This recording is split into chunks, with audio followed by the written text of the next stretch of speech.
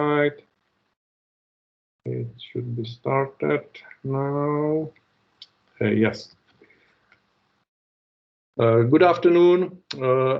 I'm really happy to invite Mark Smalley for this workshop, as was presented earlier, that Mark will focus on high-velocity IT operating model, and also who doesn't know that Mark is author of this really great book, High-Velocity IT. And I am really happy that now 90 minutes will be spent by Mark and with you. So I am happy really for your active communications, for your active participation. So please send any requests or questions via chat. And Mark, stage is yours. Good luck. Thank you very much. Now, please tell me whether you have my picture as well as the slides. You can, good, because that gives me the opportunity to show my my high velocity IT t-shirt. I got the book printed on the t-shirt, and I wear the t-shirt especially for these kind of occasions. So I have to show the t-shirt. It's great. I've been looking forward to this session for quite a while now. It's a bit of an experiment doing a workshop online, and I'm not quite sure, and I expect you're not sure either, how the dynamics will go. So I'm just as many of you, when we asked about your expectations, said, I'm happy to be surprised. Well, the same applies to me. I'm happy to be surprised as well, where this little journey takes us. I've been thinking about the topic of operating models for quite a while. And as you can see from this little quote that it is my own quote, but I have to think about things in depth before I can talk about them with uncertainty. You probably know that feeling. The more you look into a topic, the more you realize how little you know. And I'm discovering stuff every day. So it's going to be an interesting journey. And we are going to stop about 10 minutes before the end. I'm not sure whether I very much doubt whether I will cover all of the material in 70 minutes. You'll get the whole slide deck, if you like, with all of the material, including some stuff that I have hidden, because this workshop is also intended as a half-day physical workshop in which there's much more time to explore various topics. So you get a pretty full slide deck with plenty of references in there as well. Anyway, that's just to kick it off.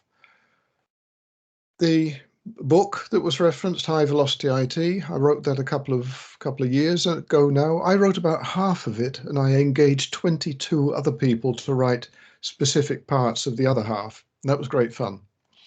Got the t-shirt made. I even wrote a book about the book. That was my way of processing all the trauma of writing a book. Reflections on High Velocity IT, which you can find on Amazon for about 10 euros if you're interested in that. I've written some more about High Velocity IT for Axelos, including the reference and study guide, which is just about the examinable content. Done some more stuff for Axelos.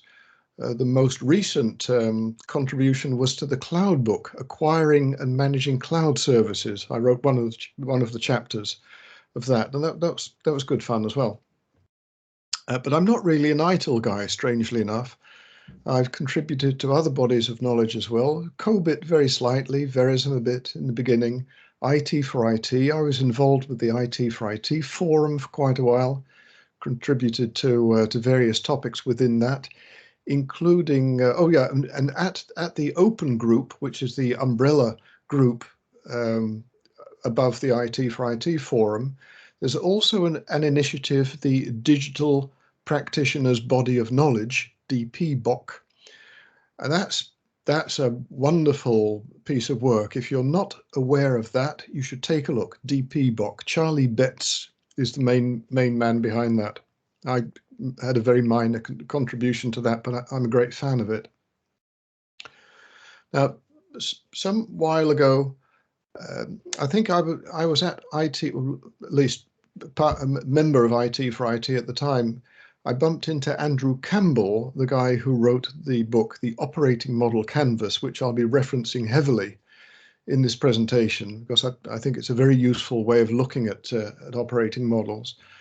And together with him, I asked him would he contribute to a white paper for the IT for IT forum, which we ended up calling Defining the IT Operating Model, because we discovered that there's lots of confusion about what an IT operating model actually is, and we've taken a standpoint, we've put a stake in the ground, and I think it was quite a useful exercise. Another white paper I'm quite pleased with was for DASA, the DevOps Agile Skills Association, one of several bodies in the DevOps space. Did a white paper for them exploring the business value of DevOps, which was great fun. I think the last book I wrote was Reflections on IT Paradigmology. I sometimes call myself the IT paradigmologist because I like to study IT paradigms. A paradigm is just a way of looking at the world, like DevOps is a way of looking at IT. And most of my writing is referenced on my website, smalley.it, on the writing page. Much of it is free as well. Now, a bit of background. It started off just my general interest in operating models and how we use them in IT. As I mentioned, this was conceived as a half-day workshop, and I wanted to see whether I could turn it into an online version as well, and this is the first time. I mentioned that I've hidden several slides to prevent us going down rabbit holes and spending lots of time on non-essential topics. You'll find those in the slide deck, which you'll be able to get after the session, and it's a tryout. I have some hypothetical objectives, learning objectives, and I have an idea how we're going to approach it. But I am very much up to just seeing what happens. I've called it an emergent time boxing approach. Time boxing in the sense that I've prioritized the most important topics. So we'll get through those first. And emergent because, we'll just see what happens. So that's a bit of the background. And in terms of learning objectives, they're not certain, not even probable, but they're probably plausible. I like to talk about learning objectives in four sorts: knowledge, beliefs, abilities, and feelings. What kind of knowledge will I hopefully be able to impart? Something about IT operating models, of course, about high velocity IT and how those two are combined, but other stuff as well. I'm pulling in bits and pieces from various areas. In terms of beliefs after the session, I think, unless you believe them already, that organizations and people, human beings, are very unpredictable. And that is so changing organizations is I mentioned the word emergent in this workshop. Doing things in organizations is often emergent. You can't predict and plan things in detail. Things just happen and you have to deal with it. Organizational operating model design is also messy, and we're going to be talking about lots of stuff here. I hope you believe that some of the ideas that I'll be sharing are useful. I don't think all will be. It will depend on your context. This is very much context dependent. Depends on the kind of organization that you're in. So please, as you might know the great quote by Taiichi Ono, the father of the Toyota production system, fabulous guru. He said, you have to face your own difficulties and think for yourself. Stop trying to borrow wisdom. You go to conferences, you read white papers about things, people tell you how they have done stuff. You can be seduced into doing what they did, but it probably won't work for you. So bear that in mind. You've got to do the hard work, really. Now, what can you do after 1.5 hours? Well, not much, to be honest. I think I can help you to see some things slightly differently, possibly see new things or see things that you're already looking at, but from a slightly different perspective. And I think you'll be able to find some sources to follow up on the content and explore for yourself. In terms of feelings, possibly less intimidated when people talk about operating models. What do they mean? Hopefully inspired to experiment with some of the content and reassured that you're not alone. People like us are doing these kind of things at the moment. So those are the learning objectives I have in mind. And I've referenced up the top. You'll see that from time to time on the second line of the title, a reference to some kind of source. In this case, one of my articles on LinkedIn, where I've written a little bit about writing and about learning objectives. This is the agenda. Just before we continue, I'd just like to briefly reference the reality outside our little world. Of course, we're living in very interesting times at the moment.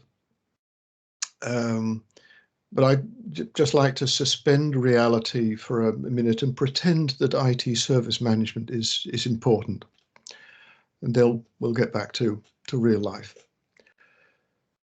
Anyway, this is the agenda. I'm spending about 20 minutes introducing the topic, giving you an overview of the ways of thinking about business models, operating models, IT operating models, digital operating models, how they tie in with ITIL and high velocity IT, and some thoughts by Andrew Campbell. I've got his wonderful book here that I hope you can see. Fabulous book, lovely illustrations in it, highly recommended. He's got some thoughts on operating model design, which I'll share, and then we'll get into what I've called exercises, but the exercises are really going to be more about you making comments in the chat, asking questions, and this is the most emergent part. I'm not quite sure how this is going, and I've ordered these more or less in the sequence for time boxing, so we deal with the most important things first. Not that governance and management is really is not important down the bottom, but I had to make a choice. In terms of your engagement, of course, some people will be more active than others. Some people will just follow, some will take notes, some will share their thoughts in the chat or discuss. If you want to use the technology to raise your hand, if you'd like to speak about something, ask a question, add some other perspectives, that would be great. And even greater if after the workshop, if you could discuss these topics and apply them at work, that would be wonderful. We've got, I think it's 5 polls that we're going to do. Really encourage you to participate in those so that we get a picture of how your thinking is. And I'll probably do a write-up, a blog about this, capturing the major findings. And I'll probably incorporate most of the blogs in that as well. So please use the chat and the raise hand buttons to interact. And of course, we have Patrick as moderator, not only moderating you, but moderating me as well. So please interrupt if you think that I should just take a break and open it up for discussion. Just for your information, I can only see my screen at the moment, so I'm not aware of anything that's happening in chat. So you'll have to, I think you'll have to intervene. Okay, great. So thanks for that. Right, getting on to the content. Models versus reality. People often talk about our operating model, our way of working. We do this, we do A, then we do B, then we do C. This is our way of working. That way of working is usually based on some kind of framework. It could be ITIL, it could be IT for IT. You say that's a frame of reference, a meta model that inspires the operating model. And then we get down to reality. Reality, of course, is much more messy than any model you can think up. That's not a disqualification, it's just how things are. A model is by definition an abstraction, makes things simple, but it's not the truth by any means. And you could say it's sort of a cascade of architecture, design, and the actual product itself. Think about it that way.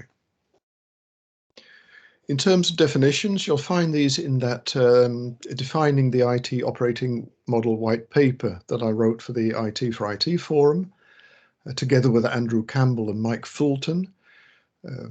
Business model, a visual representation, is a picture that describes how an organizer creates, delivers, and captures value,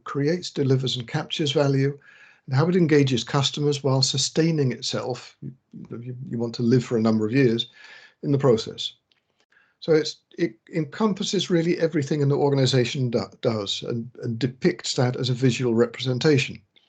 The operating model is also a visual representation, but it dives into the delivery part of the business model. So you could say that the operating model describes part of the business model. Andrew Campbell, who I'll reference many times, talks about the back end of the business model. That's the operating model. And the model, just as the business model, it highlights the important stuff. You leave out, with modeling, you leave out the less important stuff, you include the most important stuff, and you try and show how things interact with each other. So it's a pretty decent definition of business models and operating models. Now I've got a little depiction of how IT industry guidance, such as ITIL, IT for IT, DevOps bodies of knowledge, contribute to the IT function that has its IT operating model that provides information systems for the lines of business to use in their business model to help them achieve business goals. That's a bigger picture. I'd like first to zoom in on the right-hand side and then on the left-hand side. So let's expand this a little bit. Information systems on the left-hand side, business goals on the right-hand side, with a business model in between. This is the business model canvas that you might be familiar with. It's a very popular way of depicting a business model. You see the reference down the bottom there. In the middle, you have the value propositions. What does your organization do? On the right-hand side, the marketplace, the customer segments that you address, you serve, the relationships that you have with your customers, and the channels by which you interact with each other. And on the left-hand side, you have the key activities, resources, and partners, which enable you to deliver the value propositions. And that's what we'll be calling the operating model. And down the bottom, you have the financial model. Now, introducing Andrew Campbell and his operating model canvas, he divides the business model canvas up into these four parts: back end, the front end, the middle, which is really the heart of what, the value of the organization, what do they do, and the financial model down the bottom. And what he's done is he's taken these key activities, resources, and partners and refined them in terms of value streams and processes, organization and people, information and technology, suppliers and partners, locations and assets, and an underlying management system that is about managing both performance and improvement. And he abbreviates those elements as POLISM. It's an easy way to remember them, POLISM. And I'll be diving into this quite a bit. So that's the first introduction of that. Now, if you look at the left-hand side and you see information systems, we in IT provide information systems for business people to use. That fulfills the information part, information box in the enterprise operating model on the left-hand side. But how do we make those information systems and information services? Oh, before I move on to that part, the left-hand side, let's just take an example of what an operating model looks like using the operating model canvas. Really very basic stuff, that drawing things and using lots of sticky notes it helps you to think about what are the most important parts in each of these elements. Try and write it down in keywords and stick it on a chart. And that's really it at a very high level. Then, of course, you can refine it. As Andrew says, you can have an operating model at a high level on a big sheet of paper. But it could also be 100 pages if you really get into the detail. So it depends what you want to do. And what you see in the middle here, and that's something that we'll reflect on later as well, the value streams in the middle, the P for processes and value streams, he's divided it up into several value streams. And that's really a key thing to think about. Which value streams do you have in your organization? How do they differ? How are they similar? Can we combine it? And how do you organize it? That's a bit of a nightmare. Anyway, moving back to this high level model and now looking at the left-hand side, and splitting that up, how does IT industry guidance help us provide information systems and services to our business friends, colleagues? And you could say, just as the business has a business model, the IT function also has a business model, except that it's all prefaced by IT. So it's IT suppliers, IT locations, IT value propositions. So it's just putting that generic concept of a business model and, on the left-hand side, the operating model into the IT context. So just focusing mainly on the left-hand side here, just imagine on the right of this model that there are the value propositions that you're providing. So we're talking about IT processes and value streams, IT organization and people, information and technology for IT itself. You could say that's IT for IT, IT suppliers and partners, locations, assets. That's the basic way of looking at things. There is an example of an IT function of an organization in the operating model canvas book. This is not to go into the detail, but just to illustrate, this is what an IT operating model could look like at a very high level, with some illustrations of the kind of things that you emphasize. And with those colored asterisks on the sticky notes, you can denote what are the key success elements, which things can you combine, for instance, which kind of things could you align. It's a very useful way of, a very pragmatic way of looking at stuff. Right, interesting topic here. This is the difference between classic IT and the more digitally enabled IT, which I reference a lot in high velocity IT. Here we got a business model, including the operating model for an enterprise. So this is company level. Just focus on the operating model. And we're saying in order to provide the business with information, we have an IT operating model where it's a separate department. It's often a centralized function, centralized service shared service center. It's a supporting function. There's a demand-supply relationship between the business and IT is often an order taker, which is often not a good thing. And we talk about business and IT alignment because the challenge is to align these two or more, because you'll probably be serving more business lines of business, but to align these entities, business and IT alignment. A different way of looking at things is when you realize that IT is such an integral part of the business value streams and processes, and even part of the value propositions themselves, that it's difficult to separate business and IT, in which case we talk more about business and IT convergence, where there's not a formal demand-supply service relationship between two parties, but where people are just co-workers collaborating with each other, and where it's difficult to distinguish and even unhelpful to distinguish between who's a business person and who's an IT person. So what we've done is we've decentralized IT into the lines of business. The value streams have converged rather than being connected. Business value streams and IT value streams having to connect them. You converge them.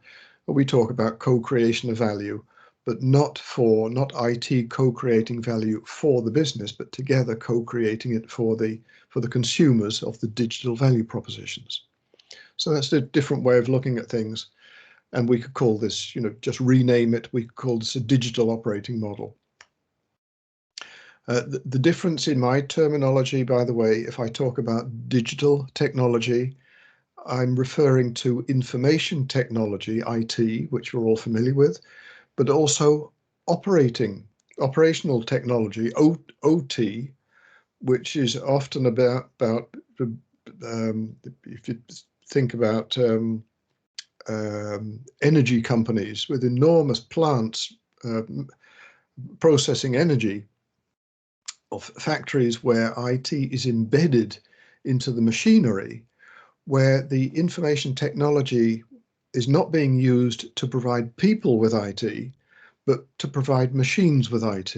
So that's more about the operational technology, OT. So digital technology for me is IT and OT. It's just a sideline.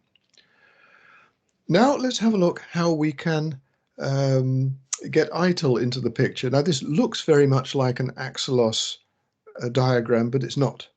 This is one I made myself, and if you look carefully, if you're familiar with ITIL 4, you'll see right in the middle, you'll see the service value chain, which is the collection of the kinds of activities that an organization does. Stuff like obtain and build and design and stuff like that. Now that service value chain is part of the service value system, which is the middle layer in the model. And that is surrounded by the 4 dimensions of service management, which is really certainly the first 3, organizations and people, information and technology, and partners and suppliers. You could say those are the 3 major resources that you have at your disposal, which all come together in the value streams and processes where they interact and where you actually do stuff. So this is a nice. Well, at least I thought it was a nice way of combining the 3 major artifacts in ITIL 4, so you can see them in one picture. Now let's combine the two. Andrew Campbell's Polism operating model canvas. Just like to rearrange a couple of components here. I'm swapping organization and people and suppliers and partners, and combining organization and locations. Now, if we now introduce ITIL into the picture, we can see that the major components, the 4 dimensions, organization and people up the top, partners and suppliers in green, information and technology, come together in value streams and processes in the middle, which is where things actually happen. And that's a key distinction. This is just a by the way. By the way, the difference between value chains and value streams in ITIL 4. ITIL 4 talks about value chains as the kind of activities that an organization executes, but it's really just a list of the kind of things that organizations do. Whereas the value stream is where people actually do things. So the value streams is where activities are executed. A value chain is just a list of the kind of activities that are executed in a value stream. There's often confusion between the two. And you can see in grey here, guiding principles, practices, continual improvement and governance I've positioned somewhere in the model. I would encourage you not to be too precious about the model. It doesn't really matter where things are, whether you put a sticky note in information and technology or in value streams and processes, as long as you made your point. So don't be too precious about the exact borders of these boxes. It's just to encourage you to think about stuff. Very quick run through high velocity IT, and then we'll get on to the final section of this introduction, which is operating model design. Patrick Dubois, you may know the name. He was the guy, to call him the godfather of DevOps, the guy who coined the term DevOps about 10 or 12 years ago now. He was kind enough to do the foreword, write the foreword of the reference and study guide for high velocity IT. And he called high velocity IT an exploration framework for embedding IT into business strategy. And I thought that term exploration framework really nailed it. It's something intended to not to be comprehensive, let alone prescriptive, telling you what to do, but to give you some ideas to play around with and to explore for yourself what's going to work. The 5 chapters very quickly. It's intended for practitioners in the kind of organizations that use technology, digital technology, to enable or to drive their business. And they place higher demands on the IT people. And the intent is to enable practitioners to discuss digital kind of things more confidently and to give some ideas about new ways of thinking and new ways of working to adopt, to integrate with how you currently work. So that's really the intent of the book. Second chapter deals with key concepts. I'll be referencing some of them, not talking about them here. Third chapter is a pretty major chapter, culture, referring as well as the models and concepts that we listed, key behavior patterns, which in hindsight, I think I would have liked to have called aspirations, the kind of things that people like to do, the kind of things that motivate you, the kind of things that keep you at your current employer rather than moving to somewhere else, unless they don't do it. So I think these are the kind of things that we should be thinking about, certainly with increased employee power and mobility. What do people like to do? They like the pure joy of helping people at the end of the chain, the satisfaction of having helped a customer get their job done. They like to trust and be trusted in the workplace, referring to psychological safety. They like to do the ethically right thing. Our work has increasingly moral and ethical consequences.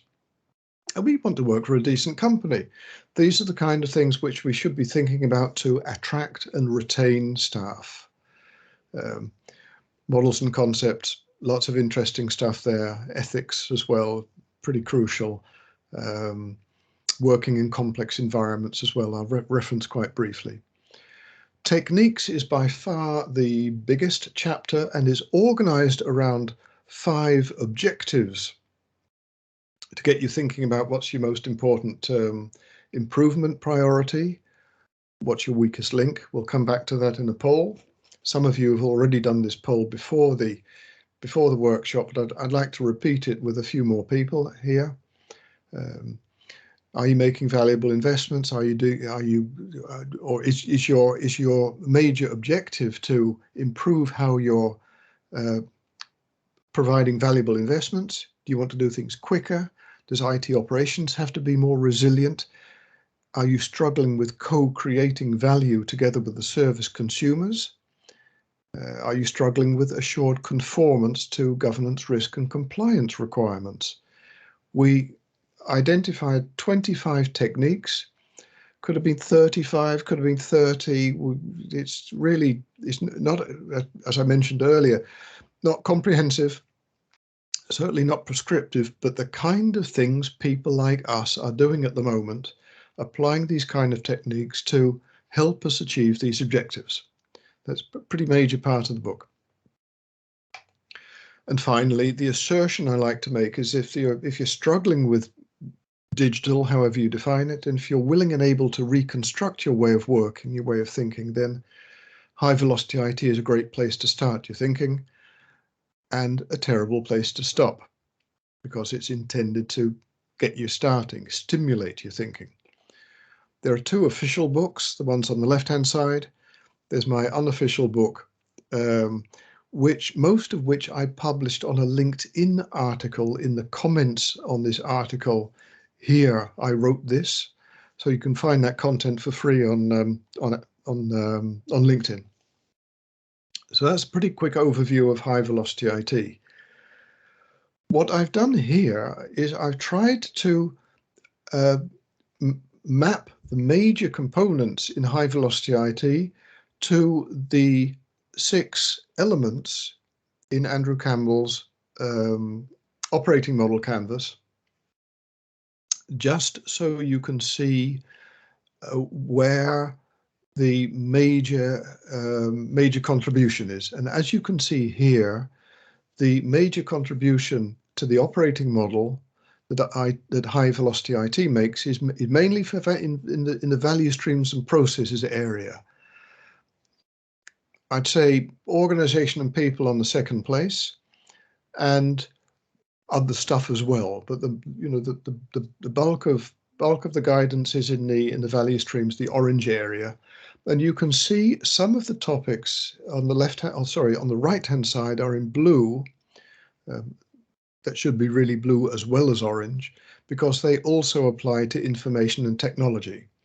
Things like infrastructure as code, for instance, or chat ops, just to give you a couple of examples. Right, that was the introduction. Checking on the time here.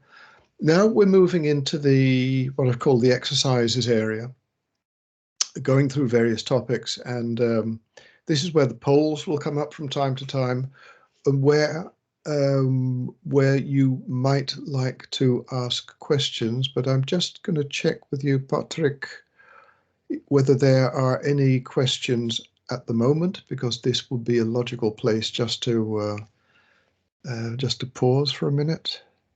I shared only some information via chat, and Oleg mentioned some main topics. It's more related to his expectations, so you can continue. Okay, great. Thank you. Thank you. I provided a template with the introductory information that you received after you registered. This is very experimental. I think this might help in coming up with design principles, which we'll reference shortly, and with putting comments or probably a bit small for sticky notes, for post-it notes, but to make comments. You might, if some of you have printed this and have it on your table, on your desk, you could possibly make notes on this model, either on one side or the other. But we'll see whether it turns out to be useful, and I'd like your feedback on that if you do actually use it. Now this is how the operating model canvas thinks about how you go about designing operating models. And I've highlighted in bold, like stakeholders, for instance, in the top line, the topics that I'll dive into slightly. But I'll just run through the 6 steps pretty quickly. First, they say, Andrew Campbell and his colleagues who wrote the book say, first, the initiation stage is just clarifying what's it all about, who's involved, who are the stakeholders, what's the scope of the improvement initiative, and you have to form a team to design the operating model. Probably get people from various disciplines to think about what needs to change. Then you look at where you are, diagnose the current objectives. What's the market? What are your value propositions? How do you work at the moment, your current operating model, strengths and challenges, and think about and what's the business case? Why do you want to change? What's the hypothetical improvement that you want to realize, and how? And then you go into, and this is I think a pretty major part. You go into design principles which you try and derive from the strategy, challenges, strengths, and stakeholder constraints which you identified in the second step. And that's what that first half of the template is about, capturing those things, because you're really thinking about what are the major, the big brush strokes in this painting. This really sets the scene for the fourth part, which we're going to focus on in more detail. But it's a pretty fundamental step, number 3 here. Then we're going into the operating model canvas itself, exploring those 6 elements. After you've done that, you check whether what you've come up with seems to correspond with the design principles and the initial thoughts, the scope and stakeholder concerns. And then you get on number 6, you get onto organizing it. I'm not going to talk about 5 and 6. I am going to talk about the bold elements of 1, 2, 3, and 4. So this is a little bit about stakeholders, which I don't really have to spend much time on because I mentioned the aspirations in high velocity IT. And this is really what this is all about. Think about when you're thinking about your stakeholders, think not only about your customers and the shareholders, but think about your employees as well, and how you can offer meaningful and rewarding work in order to attract and retain people. And for instance, the kind of things I came up with in high velocity IT, you might like to think about those, but these are just examples. You'll have to think about your kind of people, what motivates them. So that's the major message here. Think about what do the employees as stakeholders want. Now, the second one is about looking at how you work at the moment. And this is a good opportunity to do the first poll. I'll run you through the choices before Patrick opens it. It's a pretty high level categorization, this, but just think about the kind of work that you do. What's it mostly about? Is it dealing with stuff that comes into you, thinking about in which category is this and how do if it's this kind of work, then I do these predetermined practices. It's all pretty much known, and it's pretty predictable work, the first category. Or secondly, is it more about analyzing the situation that happens and maybe solving it this way or maybe solving it that way? So you have a number of ways to solve problems. And the distinction between the first and the second is that in the first case, things are known up front. You know how to deal with stuff the moment it occurs, like a password reset. Whereas with 2, you have to think about things, you have to analyze it, but things are knowable. The third category is you're getting into the area of the unknowable, something that you might recognize in hindsight, where you have to experiment and just discover, sense when an effective practice emerges. So it's about experimentation, the third way of working. And the fourth one is when you're often dealing with volatile situations which you have to stabilize in order to create time to either experiment or analyze, depending on what's the best way of doing things. In that case, it's not only unknowable, just like 3, but it's also novel. It's really the first time this has happened, so you don't recognize in hindsight what happened. So let's start the poll and see how you categorize your way of working, or the kind of work that you have to deal with.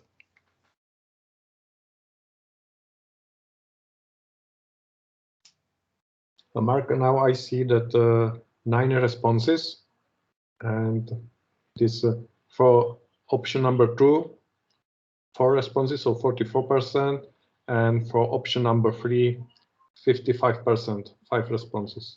Okay, great. No response for 1 and 4. Great, thanks a lot. Yeah, I haven't done this poll many times before, but when I have, this is the kind of result that's familiar. Most of us are dealing with that middle area. Thanks for that. Now this ties in with the model or concept in high velocity IT, working in complex environments. I've given you the reference to high velocity IT if you want to read about that more, in which we reference the Cynefin framework. And if you have not come across the Cynefin framework before, I highly recommend that you take a look at it. I've included some references down the bottom. It will make your head hurt. Made my head hurt in 2013 when I first came across it in Sweden, in fact, in Malmö. Christian Nissen, some of you might know him. He wrote the Drive Stakeholder Value book.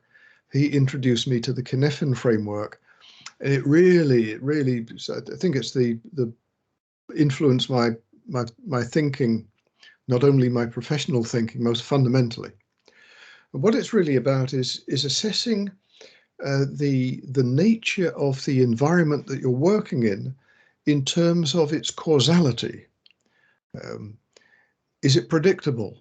On the right-hand side of the model, we don't have time to go into it in detail, but on the right-hand side of the model, things are predictable. They're either known or knowable. Clear is known. You know how to act. You can apply best practice. With complicated, you have to analyze things first and then apply good practice, not necessarily exactly the same practice every time, but you've got various options to deal with things. In complex situations, however, moving to the left-hand side, things are not ordered, not predictable. There's no linear causality, but things are unpredictable. So you have to experiment and just see what happens.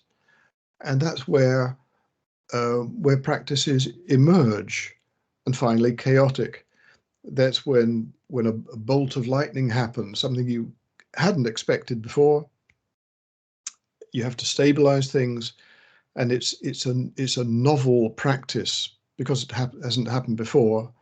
It's something that you have to invent then at the time. And based on what you just told me about the kind of work that you're in the top half. You're probably oscillating back and forth because there is a dynamic in the organizations. Things tend to oscillate between complicated and complex. You sort of get them a bit under control in complicated, and then they get out of control a bit and move into the complex area. But this is the general area. The main message is to think about what is the causality in my environment? How much can I predict reasonably? What is known and knowable and what is unknowable? Because in these situations, you have to adopt different approaches. So it's about realizing that you have to apply different approaches depending on the nature of the organization. This is a whole workshop in itself. Third part, the deriving the design principles, which are really the broad brush strokes for your operating model. This is taken more or less from the book. They talk about strategy, challenges, strengths and constraints. In this case, it's just strategy and challenges. There's a case with a company in Mexico where they're pretty good in selling their standard products. But the challenge is they also make special products, and that disrupts their production process. So they have to change their operating model. So what you see is on the bottom half here, you're transposing those strategies and strategy and challenges up top into the first two columns. You're saying in order to maintain leadership in Mexico with standard products, we should produce specials without disrupting the standard products. And this is the important part, and may feature, the design may feature. So this is a possible design big brush stroke, maybe a separate factory for specials, or another way of avoiding disruption. So you're already thinking about what's the operating model going to look like. So this is an interesting topic to think about, whether you can, before you dive into the detail of the operating model canvas, think about what are the main areas that you think are plausible. And you might, when you get into the operating model canvas in detail, you might decide that you need to rethink these, so you don't see them as absolute truth to which you have to adhere. But it gets you thinking. Strategy is a really key point. I contributed in a very minor way to the digital and IT strategy book that David Cannon led. He borrowed quite a bit from High Velocity IT, which I was quite pleased with, because it gives some consistency across the modules. But it got me thinking about strategy, and I think, that's another word, just like operating model, that's often used confusingly. What do people mean when they say strategy? And I've come to the conclusion that it's about how you differ successfully from other companies. Your strategy is to be the cheapest, the most attractive, the most friendly, the most innovative. You might serve, if you translate this into who, what, and how, what makes you distinctive. Maybe you're serving a certain part of the marketplace that other people are not serving. It might be in your products and services, the value propositions that you offer. That might make you distinctive. It might be the way you do things. For looking at the last two examples here, that you have a high reputation for being ethical in the way you work, or that you're highly adaptable. That could be more of an operational thing. When things change, if you're working in a dynamic market, you have to change things quite a bit. That could be your strategy for survival, could be that you're adaptable. Traditionally, strategy has been a sort of long-term planning thing, but I think we're increasingly seeing that strategy just emerges from doing business, and the traditional management and operations, strategy and operations, is much closer together than we used to see it, how we used to see it. So what's digital strategy? It's really how technology helps you fulfill your business strategy by either doing things significantly differently, so changing your operating model in the business, doing your business operations differently, or doing significantly different things, changing your value propositions. I think that's the major contribution. And the comment down the bottom, things are changing more quickly. So strategy, it's not just once a year. You're probably doing it much more often. It's more, I coined the term, it hasn't caught on yet, continuous strategy, but the idea that it's something that happens much more frequently than we were used to. So another poll, a pretty simple one. Think about your organization, or if you're a consultant, one of your major clients, what kind of value do you or do they get out of digital technology? Is it sort of the classic automation? Are they just doing things more efficiently, automating business processes? Or are they doing things significantly differently in the business because technology enables them to do that? Or are they doing significantly different things? So what are your thoughts on that?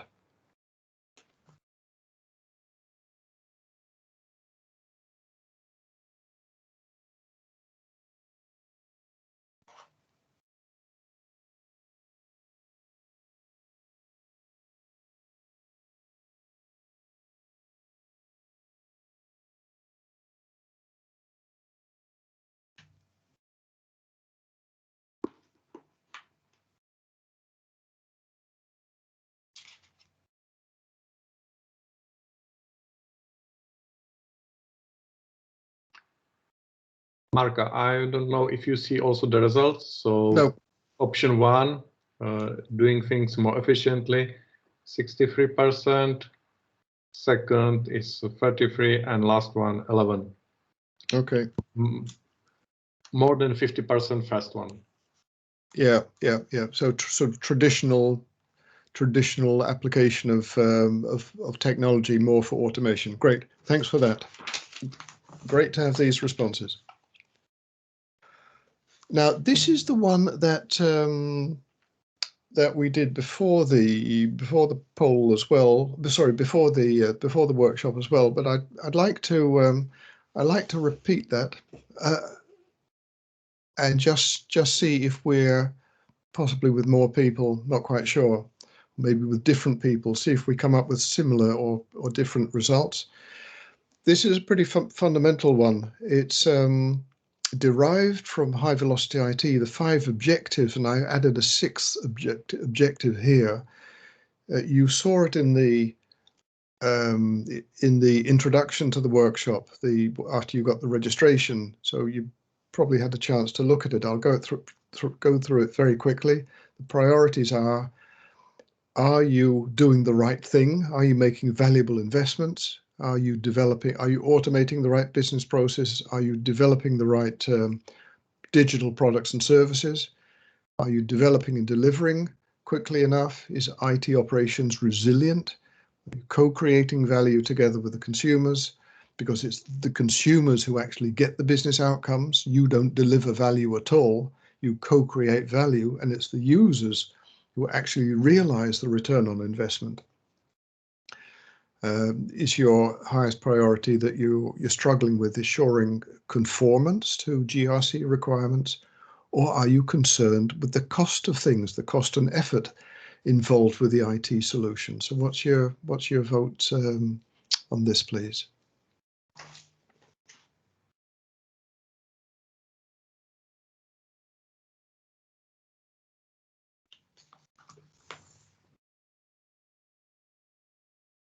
Mark, you need to motivate the attendees, because now we have only 7 responses. So go on. So 3 responses are for fast development, 4 responses for co-created value, getting the business outcomes, and 1 for assured conformance, but also 1 resilient operation. So, but the main focus is on number 4 and 2. 4 and 2. Well, that confirms what we saw with the poll up front. And if you look at the previous polls, I did quite a few last year and done one this year, mostly Europe, I think one in Canada and a couple international. You can see that the major trend is that co-created value and fast development have the highest concern. So I think we're pretty consistent here.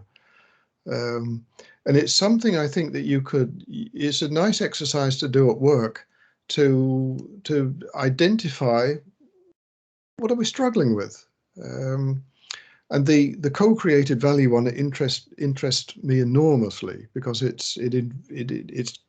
gets you out of the IT box, thinking about how do we actually engage with people who use the solutions. Great. I'm just going to skip that for the sake of no. Let's just do this one quickly. It's just a quick one. This is when you think about your weakest link, for instance, co-created value or fast development. If you want to improve that, is that an improvement that you can make within your current way of working, so not changing your operating model too much? Or do you think that you need to sort of radically rethink your operating model? What are your thoughts on that? So is it a relatively incremental improvement or something more radical, more significant?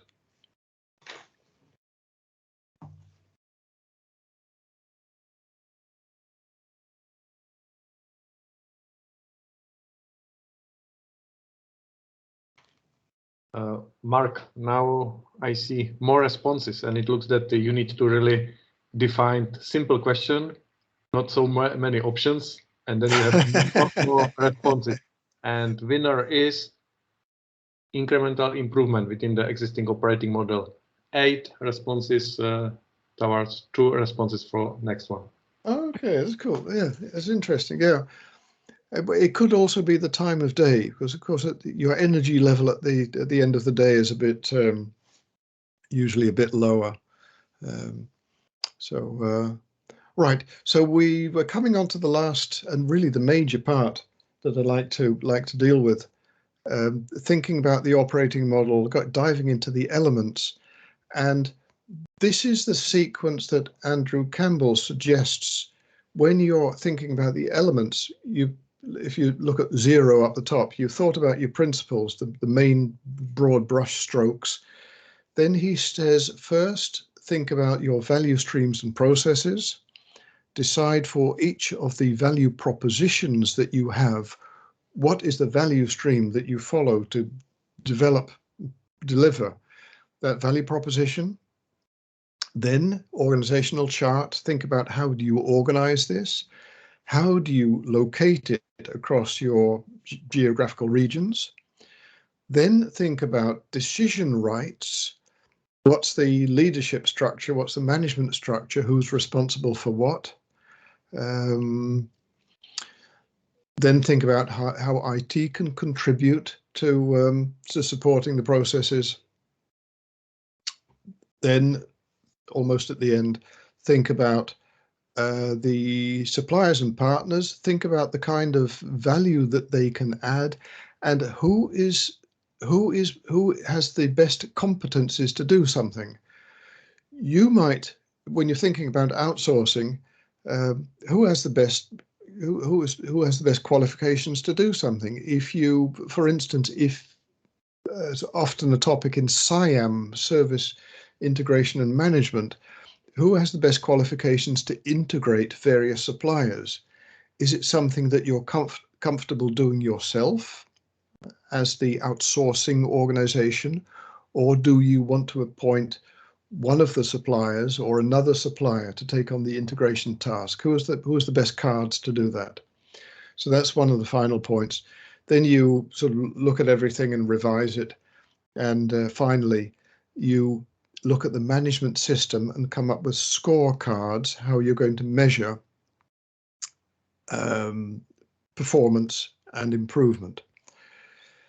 This seems to be a sort of a sequential approach, but it's all very messy. Once you've done 1 or 3 or 4, you'll probably go back to 1 or 2. So it does bounce around a bit, but this is a way of starting your thinking. So that's the general idea. Now let's have a look at IT in the operating model, and focus on the products and services just for a little bit. This is a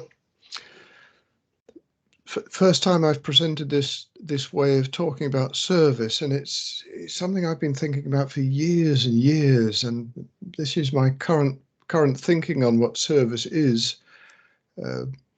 It's about exchange, economic exchange, where service providers, service consumers or recipients integrate and apply their resources.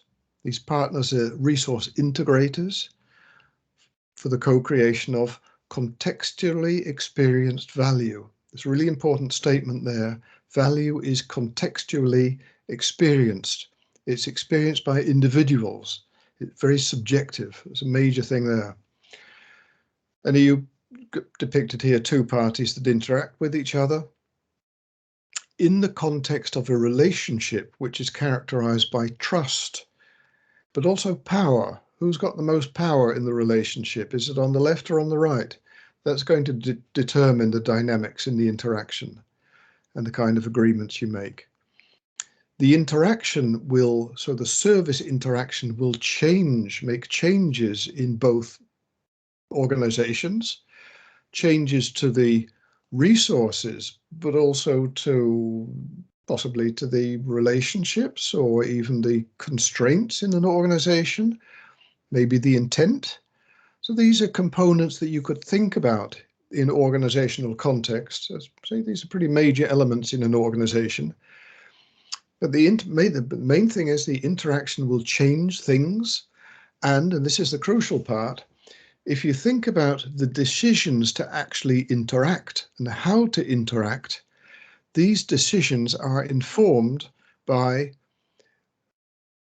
not some kind of rational decision-making process, but mainly the emotions that we have and the stories that we tell ourselves to post-rationalize our decisions. Because that's how people work. It's a survival mechanism. We have to tell us, we have to think, we have to give meaning to things. So we tell ourselves stories about how dangerous a competitor is. So we better steer clear of them, but maybe they're not dangerous at all. That's just our story. So be aware of that human element, the emotions and the stories that we tell ourselves, and that both the interaction will influence our emotions and our stories, and the changes that the interaction makes to the organization will also influence us. And I thought that's a pretty neat way of sort of closing the circle and emphasizing that it's a very human business service. You've got to be conscious of how people feel and put a lot of empathy in the value propositions. Right. Staying in this area, the value streams. This is a key question. If you think about the kind of value propositions that you provide from your the kind of propositions that your IT function provides, and how they differ and how similar they are, how many distinct value streams should you have? If you do you've got three fundamentally different kind of value propositions, you should probably have three pretty distinct value streams. So that's an important thing to think about. On the same topic of value streams, where should they start and where should they end? In my experience, they often start too late and stop too early. This is a typical way of looking at things in IT. We start with the requirements, then we develop systems that produces code, we deploy code, then we've got a working system, and we give people access to the system by means of IT service. But if you think about it, where do the requirements come from? Somebody came up with an idea and a hypothesis that if we do this, which is going to cost us about $500,000 a year, it's going to generate $500,000 a year in revenue. It's going to generate $750,000 in revenue a year, which is going to determine whether we're going to invest in this. So it's the hypothesis. We're going to do this and it will have these results. We often don't include that in the value stream, but it's really a key part.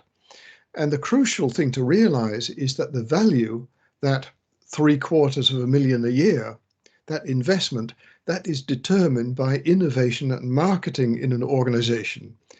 Everything that happens after that is just cost. Nothing that you do after that initial qualification and quantification has been made of that investment, it's not going to increase. You can only make a mess of it. And this is why Peter Drucker emphasized the value of innovation and marketing. That's really the key of what an organization's about, and the rest is cost. So really, after somebody's come up with the hypothesis and given you the requirements, your main task is to prevent value leaking by doing things as quickly as possible and not making mistakes. So that's a sort of pretty harsh judgment, but I think it's a statement of fact. Similarly, just like there's a prequel to the typical value stream, there's also a sequel, in the sense that you don't deliver value when you provide an IT service. You sort of sit back and say, we are done. Nothing has been realized until the users have used the system effectively, interpreted the information correctly, used the information to take better decisions, and have acted on those decisions in the business to actually impact something. Because it's only when people use that information that they got from that system, the wonderful system that you developed and deployed and delivered, that value is that they get the return on the investment. So that's also something that we don't really talk about a lot. But this is the co-creational part, and I really think we should be talking about that. That's where value is realized, but it's also where value can leak as well. So think about the left-hand side. That's where you determine the value, and after that, it's just not making a mess of it. Here we've got a value stream depicted running through the value chain. I talked about this earlier. That distinction between value chain and value stream. This is the next step, really, thinking about the value stream, trying to think about which steps does a value stream comprise. So that's the next step in your operating model design journey. And on the right-hand side here, I've included a diagram I included in reflections on high velocity IT, but I think because it took me ages to draw in PowerPoint, and I'm quite pleased with it.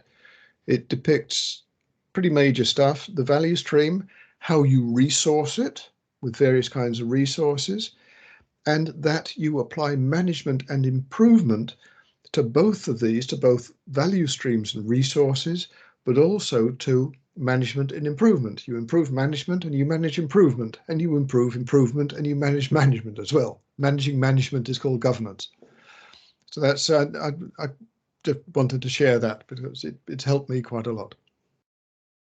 Now, once you've determined which value streams you have, an example from the book here, 2 value streams, you should think about, are they really separate value streams that you should leave alone, or can you combine stuff?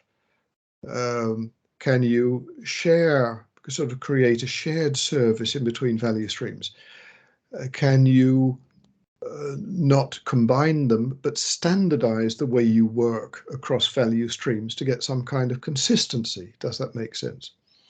Or is it best to manage a step within the context of an individual value stream and not care at all about what the rest of the organization is doing? And think about which steps are really crucial and give you advantage. And you can see on the illustration bottom right, there's a way of depicting what has to be aligned and what could be done separately and stuff like that.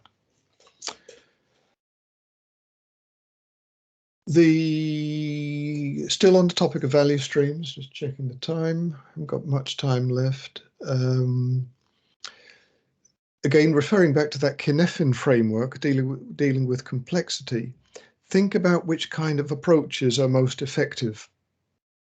Referring to high velocity IT, we talk about lean, agile, resilient, and continuous. These are examples of ways of working that usually fit in with the more emergent kind of organization.